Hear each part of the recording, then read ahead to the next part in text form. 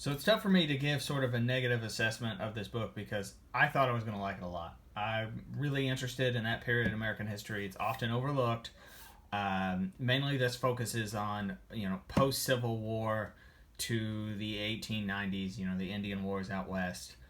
I've always liked westerns. I've always liked out west. Always liked Indian history, Native American history. I thought I was really going to love this. This is considered sort of one of the seminal texts of the 70s, especially as far as history and stuff goes. Everyone references it all the time. You hear it name dropped all the time. Even when I was a kid, when I played Turtles in Time at the arcade, one of the levels where you go back to the Old West and you play on a train, you fight on a train. It's called Bury My Shell at Wounded Knee. So it kind of permeates American culture. But I've got several criticisms of the book. Some I'm not sure may just be my edition of the book, but there's no map in this book.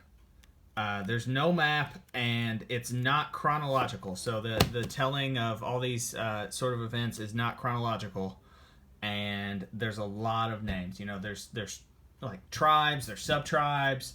I don't really know what to call them, but there's Sioux Indians, but there's different Sioux Indians, and there's no guide to that. There's no definitions. There's no reference to that, and it got confusing fast. I mean, it got really confusing really, really quick, especially when he makes all these references to, geologic formations or areas of the country where no one lives, even still today.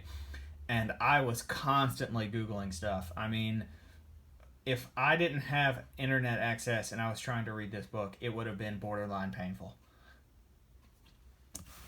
So there's that. And again, I don't know if that's just my edition. Maybe other editions have this. I got this at the library book sale for $1, so I can't really complain too much. My biggest complaint is it's not chronological, and stuff gets told out of order, and it's so hard to follow. I mean, it's just so hard to follow, and he jumps around from tribe to tribe. It's hard to keep all the people straight because there's several important people in each tribe, and then they're doing this, and then some will get killed, or some will drop out, or stuff like that. And then it's hard to find. When they have conclaves and they get together, then it gets even more confusing. And I know it's not me because they all have really distinct names. The Indian names are you don't forget them.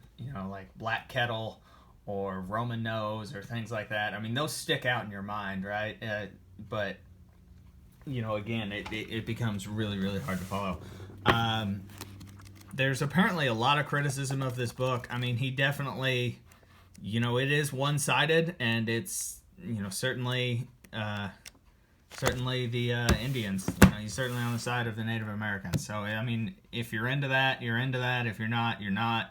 I was hoping for something a little more historical and less, it's kind of like an angry history essay written by a left-wing 16-year-old. That's how I would describe it. Some of the photos, or some of the pictures in here are really cool, though, at least in my edition. I enjoy that. I gotta get my hands out of the way, I'm sorry. That's Roman Nose, I believe, right? Yeah.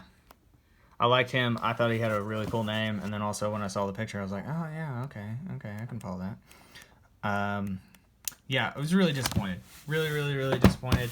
Although it has definitely inspired me to seek out another book that'll be, I'll try to find another good history of the West, history of the American West. And, I'm really, really interested in Native American history. It's sort of something that I'm ashamed I don't know a lot about. This didn't really teach me anything. All this did was sort of make reading this book tedious. And again, it gets name dropped all the time. And I have a feeling that people who give it glowing reviews never read it because it's bad. And I like nonfiction books, especially historic nonfiction books. And, I've read Keegan's World War I like it was my job. Loved it. And a lot of people complain about the tediousness of that. Well, I mean, at least it's not confusing. So, yeah, I heard there's a book. It's called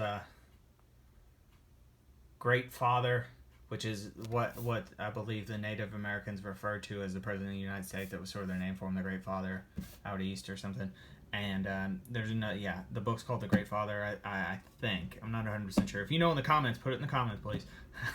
and I'll definitely try to take it out. But you know, I'm gonna seek out something like that. Again, not a recommend on this, and I know my first two book discussions have been kind of negative.